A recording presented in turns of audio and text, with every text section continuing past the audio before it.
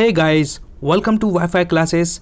मेरा नाम है गौरव और आज मैं आपके लिए world class idiom and phrases का पार्ट 7 लेकर आया हूं दोस्तों, जो कि इतना ज़्यादा इंपॉर्टेंट है। अगर आपने ईमानदारी से इस वीडियो को देख लिया तो आपके 2 नंबर बढ़ने के पूरे चांसेस हो जाएंगे दोस्तों, है ना। ईमानदारी से पढ़ाऊंगा, 20 ईडियम से अच्छे से पढ़िएगा। आपका टाइम बहुत इंपॉर्टेंट है, बहुत क्रूशियल है, तो भाई कुछ सीख कर जाना। और मस्त एग्जाम्पल के साथ बताऊँगा तो आपको बहुत टाइम तक याद रहेगा, ये गौरव तिलथिया का वादा है। चलिए दोस्तों स्टार्ट करते हैं। पहला पॉइंट है pros and cons. Pros and cons मतलब क्या होता है दोस्तों? इस इडियम का मतलब होता है एडवांटेजेस एंड डिसएडवांटेजेस, फायदे और नुकसान। जैसे मैं एग्जांपल वर्ल्ड क्लास जो डेली लाइफ वाला लूंगा, आपको समझ में आएगा। मान लो भैया आपका घर बनने वाला है, नया घर बनने वाला है, तो आपके घर में बहसबाजी चल रही भैया कि जो इंडियन टॉयलेट लगवाएं या वेस्टर्न टॉयलेट लगवाएं, क्योंकि कुछ लोगों को भैया अंग्रेजी वाली वेस्टर्न टॉयलेट पसंद आती है, कुछ लोगों को भैया इंडियन पसंद आती है। भैया हमें तो इंडियन ही पसंद आती है, हम तो यहीं में बैठेंगे। तो कुछ ऐसे खिलाड़ी भी होते हैं, तो भैया उसके फ़ायदे और नुकसान जानना होता है। तो कोई बोल रहा भैया वेस्टर्न में ये फ़ायदा है कि भैया वेस्टर्न में क्या मतलब, एक तो अच्छा भी लगता है, दूसरा ये है कि मान लो जब आपकी शादी मादी होगी और आपकी वाइफ प्रेग्नेंट वगैरह होगी, तो उस टाइम पे क्या है, जो वेस्टर्न टॉयलेट बहुत अच्छे होते हैं ताकि कंफर्टेबल इंसान बैठ के फ्रेश हो सकता है, ठीक है। लेकिन क्या होता है इंडियन टॉयलेट में इस टाइम पे, प्रेगनेंसी के टाइम पे, या और भी कब कोई बीमार है, दादाजी दादी हैं, तो इन लोगों को बड़ी दिक्कत जाती है इंडियन टॉयलेट में। तो ये उसका नुकसान हो गया, है ना। और फ़ायदा क्या भैया वेस्टर्न टॉयलेट का, कि भैया उसमें कंफर्टेबल बैठ सकते हैं। इस तरीके से उसके कुछ फ़ायदे नुकसान होते हैं। तो एग्जाम्पल से मैंने यही बताना चाहता हूँ कि प्रोज एंड कॉन्स का मतलब ये होता है। मान लो कोई आपने एक घर बनाया, कोई ऑफिस खोला, किसी कंपनी खोली, तो आप उसके प्रोज एंड कॉन्स देख लोगे भैया कि इसमें फ़ायदा होगा कि नहीं, और अगर इस एरिया में मैं खोल रहा हूँ तो इसका ये फ़ायदा है, और नुकसान क्या हो सकता है इस एरिया में खोलने का। इस तरीके से आप प्रोज एंड कॉन्स लिंक कर लीजिएगा। ओके, ध्यान रखिएगा, भूलना मत। Second, to bury the hatchet, बहुत अच्छा है ये। इसका मतलब होता है टू मेक पीस। दोस्तों टू ब्यूरी द हैचेट मतलब, एक हैचेट मतलब होता है एक छोटी कुल्हाड़ी होती है, तो इसका मतलब ये बोल रहे हैं, ब्यूरी मतलब होता है दफन करना। तो भैया धरती में कुल्हाड़ी को गड़ा दो, है ना, और उसको ऐसे पूर दो। क्यों? क्योंकि भैया आपने लड़ाई झगड़ा बंद कर दिया है, अब शांति प्रिय तरीके से आप रहना चाहते हो, तो आप बोल रहे हो कि यू शुड बरी द हैचेट। ओके, जैसे एग्जांपल मैंने पिछली बार दिया था, कपिल शर्मा और अपना सुनील ग्रोवर जो है, उनके बीच में थोड़ा सा झगड़ा चल रहा है, तो उन दोनों को क्या करना चाहिए, उन दोनों को they should bury the hatchet. उन लोगों को जो भी दिक्कतें हैं, जो भी लड़ाई झगड़े हैं, सब कुछ खत्म कर देना चाहिए, तो कुल्हाड़ी को धरती के अंदर गड़ा देना चाहिए और पुरानी बातें भूल जाना चाहिए और शांति से रहना चाहिए। इसी का मतलब होता है टू ब्यूरी द हैचेट। तो आप कैसे बोलोगे दोस्तों कपिल के शो में जाके, Kapil sir you should bury the hatchet with Sunil Grover. Okay, ऐसे यूज़ करना, मज़ा आ जाएगा भाई, ऐसा लगेगा कि क्या बात है भाई, ठीक है। ये देखो थर्ड है सेलिंग लाइट हॉट केक्स, बहुत अच्छा है। इसका मतलब होता है to have a very good sale. दोस्तों आप जब समोसे की दुकान पे जाते हो तो गरम समोसे क्यों मांगते हो, है ना, क्योंकि गरम समोसे फटाफट बिक जाते हैं। तो इसका मतलब भी यही होता है कि भैया selling like hot cakes to have a very good sale. जो भी चीज़ गरम गरम रहेगी, बिल्कुल गरम गरम केक बनेगा, तो वो बहुत जल्दी बिक जाएगा, जैसे गरम समोसा बिक जाता है। इसका मतलब यही होता है कि कोई भी चीज़ गरम गरम रहती है, गरम जलेबी कितना मज़ा आता है, जलेबी खा लो दिल ही खुश हो जाता है। तो इस तरीके से आप लिंक करना कि सेलिंग लाइट हॉट केक्स मतलब to have a very good sale. Okay, fourth देखिए, ये है hard of hearing. Hard of hearing मतलब होता है टू बी डीफ। इसका मतलब दोस्तों ये होता है पूरा बहरा होना नहीं होता। इसका मतलब होता है कि भैया इंसान बहरा नहीं है, लेकिन उसको कम सुनाई देता है। इसी को बोलते हैं हार्ड ऑफ हियरिंग। जैसे आप क्लास में बैठे हो और टीचर जी, खूबसूरत सी टीचर कैटरीना कैफ टाइप की पढ़ा रही हैं, तो वो धीरे से बात कर रही, तो आप बोलोगे excuse me ma'am please speak loudly because my friend is hard of hearing, है ना। आपका फ्रेंड है रोहन नाम का, या पिंटू, टिल्लू, मिल्लू, कुछ भी होगा, टिल्लू मान लो, टिल्लू बढ़िया सा नाम, टिल्लू। भैया टिल्लू हार्ड ऑफ हियरिंग है, तो आप बोलोगे excuse me ma'am please speak loudly because my friend Tillu is hard of hearing, मतलब उसको बेचारे टिल्लू को कम सुनाई देता है। तो टिल्लू इतना प्यारा सा नाम है, तो टिल्लू भाई के लिए कुछ करना चाहिए मैडम को, तो टिल्लू भाई के लिए मैडम फिर थोड़ा तेज बोलेंगी। इसका मतलब होता है हार्ड ऑफ हियरिंग मतलब होता है जो थोड़ा कम सुनाई देता है, जिसको जो थोड़ा सा बहरा जैसा ही हो, लेकिन पूरा बहरा नहीं होता, ये ध्यान रखिएगा।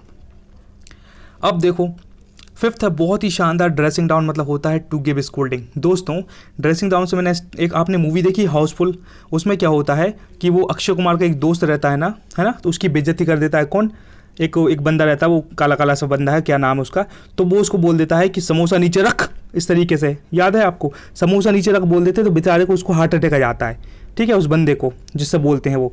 तो इसी का मतलब होता है किसी को बहुत बुरे तरीके से डांटना। मैंने ऐसे लिंक किया था एक और तरीके से कि भैया आपके कपड़े किसी ने पहन लिए, तो आपने उसको चमका दिया, बहुत बुरे चमका दिए, मेरे कपड़े उतार, बहुत भयंकर तरीके से, कपड़े उतार जल्दी से फटाक से, नहीं तो मार मार के भूत बना दूंगा। तो भैया उसने आप कपड़े भी उतार दिए और आपने उसको भयंकर बड़ा डांट दिया, टू गिव स्कोल्डिंग। ओके, या फिर ऐसा बोल दिया आपने कि भैया ड्रेसिंग डाउन में बहुत ज़्यादा उसको भयंकर डांट दिया, अरे कितने गंदे लग रहा है, तो भिखारी जैसे लग रहा है तू, तो उसको भी इस तरीके से डांट दिया, तो बेचारा निराश भी हो गया और उसने कपड़े भी उतार दिए। तो लिंक कर लेना, ड्रेसिंग डाउन मतलब होता है किसी को डांटना, to give scolding. Okay, 6th वाला देखिए, थ्रो कोल्ड वाटर। ये बहुत शानदार है। थ्रो कोल्ड वाटर भी होता है और ये भी होता है पोर कोल्ड वाटर अपॉन, है ना। पोर कोल्ड वाटर मतलब वो पानी उड़ेलना होता है, मतलब पानी डाल देना, और थ्रो कोल्ड वाटर भी वही होता है। तो इसका मतलब होता है किसी को डिस्करेज करना। ठीक है, अब इसको कैसे याद रखोगे, मान लो आपका कोई आइडिया है कि यार एक काम करेंगे, अपन एक ऐसी साइट बनाएंगे जिसमें ऐसा होगा वैसा होगा, ठीक है, कुछ बनाएंगे, तो आपके दोस्त ने पूरा क्या कर दिया, उस पर पानी फेर दिया, उसने आपको डिस्कस कर दिया कि भैया ऐसी साइट माइट में कुछ नहीं होता, ऐसी 1000 साइट चल रही हैं, ऐसे में कुछ बिजनेस नहीं होगा, तुम्हारा कुछ फ़ायदा नहीं होने वाला और फेल हो जाओगे बिजनेस में। तो आपके एक फर्जी से दोस्त ने क्या कर दिया, थ्रो कोल्ड वाटर कर दिया, मतलब आपको डिस्करेज कर दिया। ठीक है, इसका मतलब होता है थ्रो कोल्ड वाटर, याद रखिएगा।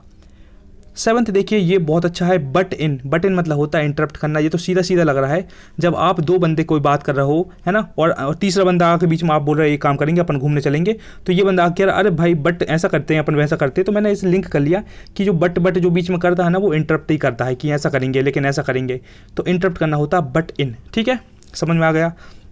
मैंने तो बहुत फ़नी तरीके से इसको यूज़ किया था कि भैया इंटरप्ट करना मतलब बटन को दूसरा तरीके से मैंने कर लिया कि भैया 2 इंसान बात कर रहे हैं और ये अपनी बट बना बीच में घुसेड़ कर बीच में आ गए और इंटरप्ट कर रहा है, इनका दिमाग खराब हुआ, दिए पीठ में धमाधम, तो बिल्कुल ठंडा जी हो गया इसका।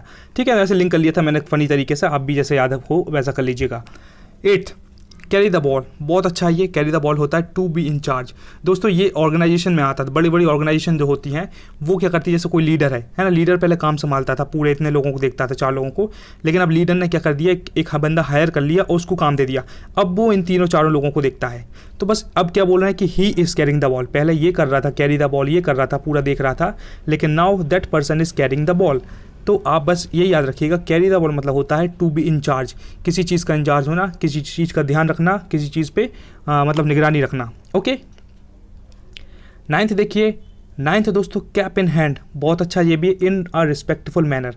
कैप इन हैंड मतलब आपको पता होगा, आप जैसे रोड मोड पर कहीं जाते हैं तो कुछ लोग आते हैं कि आप बोलते हैं भैया अपने मतलब थोड़ा पैसे मांगते हैं, मतलब इस तरीके से कि यार हमारा एक फाउंडेशन है, ये चल रहा है, ये वाली योजना चल रही है, हम गरीब बच्चों के लिए ये करते हैं, तो क्या प्लीज़ आप हमारे लिए 10 रुपये 50 रुपये दे सकते हैं क्या। तो बड़े प्यार से, फेवर, हम्बली बिल्कुल हम्बल तरीके से वो अपने से पैसे मांगते हैं, 10-50 रुपये। इसी को बोलते हैं कैप इन हैंड। अगर आपके पास एक कैप रहेगा तो आप उतार के क्या बोलोगे, मतलब एक भीख मांग नहीं होता, लेकिन प्यार से अच्छे से कि आप कुछ भी कंट्रीब्यूट करना चाहेंगे, इसी को बोलते हैं कैप इन हैंड। आप खुद समझ जाओ कि कैप को उतार के आप किसी के सामने ऐसे कर रहे हो कि भैया थोड़े बहुत हमारी झोली में पैसे डाल दो, इसी को बोलेंगे cap in hand. Respectful manner में भीख मांगना नहीं होता, ये एक प्यार से मतलब चीज़ों का सपोर्ट मांगना होता है। ओके, क्रिश मूवी आपने देखी, क्रिश मूवी में क्या होता है, जब वो सिंगापुर चला जाता है अपना ऋतिक रोशन, तब वो एक बंदा एक फाइट मतलब वो स्टंट करता है और उसकी बहन जो उसके पैर लंगड़ी रहती है, उसके पैर काम नहीं करते, तो वो एक टोपी लेके आती है और मतलब व्हील चेयर पर, और उससे पैसे मांगती है क्रिश है ना, कि पैसे, तो क्रिश बोलता है कि नो मनी, है ना, ऐसा बोलता है, मुझे याद है अभी तक, तो बता रहा हूँ मैं आपको, इसी को बोलते हैं cap in hand. Okay, 10th देखिए, ये है in the blues. In the blues मतलब बहुत सिंपल और बहुत प्यारा है, चीयरलेस एंड डिप्रेस्ड, मतलब कोई बंदा बहुत सैड है ना, बहुत दुखी है, तो उसको बोलते हैं इन द ब्लूज़। मतलब किसी का मान लो एग्जांपल, किसी बंदे का रिजल्ट आया है ना, बहुत सारे आप में से भी कोई होंगे या बहुत सारे लोग हैं, किसी का रिजल्ट आता है और बेचारे को सिलेक्शन नहीं होता बहुत मेहनत करने के बाद, तो आप क्या हो जाते हो, ब्लूज़ में चले जाते हो, है ना। तो अगर कोई आपका दोस्त बोलेगा भैया इसको क्या हुआ, आप बोलोगे यार ही इज़ इन ब्लूज़, मतलब वो थोड़ा दुखी है, डिजेक्टेड डिप्रेस्ड फील कर रहा है, डिसअपॉइंटेड है क्योंकि उसका सिलेक्शन नहीं हुआ, तो वो दुखी है। तो याद रखिएगा, इन द ब्लूज़ मतलब होता है भैया चीयरलेस एंड डिप्रेस्ड। ओके, अब देखो ये है दोस्तों 11th, बहुत शानदार, चीक बाय जॉल। इसका मतलब होता है वेरी क्लोज टुगेदर। ये तो नाम से ही लग रहा है, चीक बोले तो अपने गाल और जॉल बोले तो दोस्तों अपने जबड़ा, तो चीक और अपने जबड़ा बिल्कुल लगे हुए हैं, वेरी क्लोज है, तो इसलिए इसको बोलते हैं वेरी क्लोज टुगेदर। अब इसका एग्जांपल ये है, मान लो भैया आप कहीं के हॉस्टल में एक रूम में रह रहे हो भैया, 2-3 लड़के 3-4 लोग भयंकर पास ही पास, मतलब एक रूम के अंदर 3-4 लड़के रह रहे हो, तो आप बोलेगो we are living by cheek, नहीं, we are living in cheek by jowl, बहुत ही पास में, वेरी क्लोज टुगेदर रहते हैं, धक्का मुक्की हो जाती है, हो हल्ला मच जाता है, पता लगा कि बाथरूम एक ही है, 4 लोग रह रहे हैं, बाथरूम में एक घुसा 6 घंटे से, वो भैया वहाँ चिल्ला गाली बकरा, हो भैया बाहर निकल, क्योंकि बाथरूम एक ही है, रूम तो एक ही है, तो बाथरूम भी एक ही होगा, तो यहाँ धक्का मुक्की हो रही, हो हल्ला हो रहा, गाली गलौच हो रही है, तो भैया आप बहुत पास में रह रहे हो, वेरी क्लोज टुगेदर। इस तरीके से आप इसको लिंक कर लेना, है ना, याद आएगा आपको, बहुत अच्छा ये। 12th देखिए, बियॉन्ड द पेल मतलब होता है अनरीजनेबल एंड अनएक्सेप्टेबल। मतलब बियॉन्ड द पेल मतलब कुछ स्टैंडर्ड होते हैं, जैसे आपको पता है कि यार भैया हमको इस तरीके के लोग पसंद है कि जो मतलब थोड़े बिहेवियर में अच्छे हों, अच्छी बात करते हों, पढ़े लिखे हों, ऐसे फर्जी से नंगे मुंह के इंसान ना हो। तो लेकिन अगर कोई दूसरा बंदा आ जाए जो पढ़ाई लिखाई भी नहीं करता, कोई अलग ही इंसान हो, अलग ही फालतू बिजनेस की बात कर रहा है, इधर उधर की फेंक रहा है, इधर उधर की, तो आपके लिए वो क्या हो जाएगा, अनरीजनेबल एंड अनएक्सेप्टेबल। ठीक है, इसी को बोलते हैं he is beyond the pale. मतलब ये स्टैंडर्ड के खिलाफ है, ये स्टैंडर्ड के बाहर जा रहा है अपने, जो अपन चाह रहे हैं मतलब कि एक बढ़िया सा इंसान हो, लेकिन वो है नहीं है वो, इसको बोलते हैं बियॉन्ड द पेल, स्टैंडर्ड के अपोजिट। ओके, ध्यान रखिएगा इसको। 13 देखिए, ये अच्छा है, ब्लो वंस ओन ट्रम्पेट मतलब होता है अपने मुंह मियाँ मिट्टू बनना। कोई तो आपकी ज़िंदगी में ऐसा होगा, किसी न किसी को आपने देखा होगा जो खूब अपनी अपनी बढ़ा बढ़ा के फेंकता होगा, और मैंने ये किया वो किया। प्रेज वन सेल्फ मतलब किसी ने मान लो किसी को मेडल मिला, किसी ने कुछ जीत लिया, और भैया वो वही चीज़ बताता, और हमको हम मेडल मिला है, पता ये किया था, फिर हम यहाँ गए थे, फिर हमको यहाँ भी अवार्ड मिला था फिर हम इनसे मिले थे, फिर अपनी अपनी भयंकर फेंक रहा कि मैं इससे मिला था, मैं बच्चन साहब से भी गले मिलकर आया हूँ, फिर शाहरुख खान से भी मैंने हाथ मिलाया है ना, करीना कपूर घर में भी घूम के आया हूँ। वो ऐसे मतलब खुद की भयंकर फेंकेगा, इसी को बोलते हैं ब्लो वंस ओन ट्रम्पेट। तो आप ये बोल सकते हो इडियम में कि you are blowing your trumpet my friend, है ना, ऐसा बोल सकते हो। तो वो बोलेगा का, क्योंकि उसको तो कुछ पता ही नहीं लगा है कि भैया ब्लो वंस ओन ट्रम्पेट मतलब क्या होता है। इसका मतलब होता है खुद की खूब बड़ाई करना। इस तरीके से आप लिंक करना, बहुत अच्छा लगेगा। ओके, 14 देखिए, स्टिक टू गन्स, ये बहुत अच्छा है। मेंटेन ओन ओपिनियन मतलब ये होता है कि भैया जैसे आपने गवर्नमेंट एग्जाम की तैयारी स्टार्ट करी है, तो भैया आपने डिसाइड किया है कि मैं गवर्नमेंट एग्जाम निकाल के रहूँगा, भले ही कितनी ही मेहनत करनी पड़े मुझे, ये मैं करूँगा या मैं करूँगी। ठीक है, तो स्टिक टू गन्स मतलब होता है अपने वादे पे पक्के रहना, अपने प्लान पर पक्के रहना, बिल्कुल स्टिक रहना, अडिग रहना, मतलब अपने ओपिनियन नहीं बदलना। तो मेंटेन ओन ओपिनियन मतलब अपना ओपिनियन है कि हम धूम मचाएंगे, भले ही सिलेक्शन लेंगे, भले ही कितनी मेहनत करनी पड़ी, और मेहनत करेंगे और 2 घंटे एक्स्ट्रा पढ़ेंगे, लेकिन ज़रूर सेलेक्ट होंगे। तो you have to stick to your guns in order to succeed, in order to crack exam, because you have to work every single day towards your dream in order to succeed. Okay, तो बहुत मेहनत करनी पड़ेगी, तो you have to stick to guns in order to succeed, याद रखिएगा। 15 straw in the wind मतलब क्या होता है, an indication of what might happen, भैया क्या हो सकता है आगे, तो इसको बोलते हैं स्ट्रॉ इन द विंड। जैसे भैया जो आप गन्ने का जूस पीते हो तो स्ट्रॉ देता है सामने वाला, स्ट्रॉ कितना पतला सा होता है, तो आप उसको ऐसे हाथ में लेके खड़े हो जाओगे ना, और कहीं से हवा चल रही होगी तो वो स्ट्रॉ थोड़ा मुड़ जाएगा वहाँ से, उस साइड, जिस साइड से इधर से हवा आ रही ना, तो स्ट्रॉ ऐसा मुड़ जाएगा, ऐसा हो जाएगा स्ट्रॉ। तो आप ये दिमाग लगा सकते हो यार कि यहाँ से बहुत तेज तूफान आने वाला है ना, आगे आने वाले 10 मिनट बाद क्या होने वाला है, तो इसी को बोलते हैं straw in the wind. Okay, समझ पा रहे होंगे आप मैं क्या बोल रहा हूँ। ये देखिए, एट सी मतलब क्या होता है दोस्तों, बहुत अच्छा है, at a loss, perplexed and puzzled. मान लो एट अ सी मतलब क्या होता है कि मैंने आपसे एक स्पेलिंग पूछी, जो मैं सच में आपसे क्वेश्चन अभी पूछता हूँ कि एटिकेट की स्पेलिंग क्या होता है, जो अपना शिष्टाचार बिहेवियर होता है, तो इंग्लिश में उसकी स्पेलिंग क्या होती है, ETI क्या लिखते हैं, कोई है चैंपियन बताने वाला। तो बहुत सारे लोग अभी एट सी में हो गए होंगे, कन्फ्यूज हो गए होंगे, परप्लेक्स्ड हो गए होंगे, पजल्ड हो गए होंगे कि भैया एटिकेट की स्पेलिंग होती क्या है। और मैं सच में पूछ रहा हूँ, अगर कोई चैंपियन बंदा पढ़ने वाला सिंसियर है जरूर बताए दोस्तों, I would love to see your comment. तो भैया एट सी मतलब कोई ऐसी चीज़ जो आपको समझ से परे हो, समझ में नहीं आ रहा हो, किसी ने कोई ऐसा क्वेश्चन पूछा तो आप बिल्कुल एट सी हो गए।